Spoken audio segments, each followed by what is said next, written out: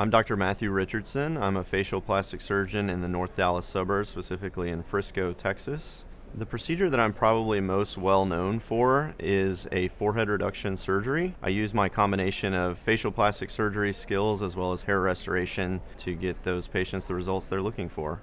On this iPad, I have your most viewed before and after picture on RealSelf. This is a non-surgical nose job procedure. So in this procedure, we use filler injections to change the shape of the nose non-surgically. It's a temporary procedure, but a very nice alternative to the permanent option of a rhinoplasty surgery.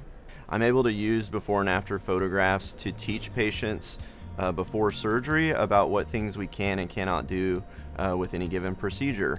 The most important part of what I do is that we do it in a safe manner. Okay, every procedure has risks, so I use a technique designed to minimize risk of any injury to the skin or injury to the eye during the procedure. What I love about what I do is that I get to make a change in patients' lives and help them feel better about themselves.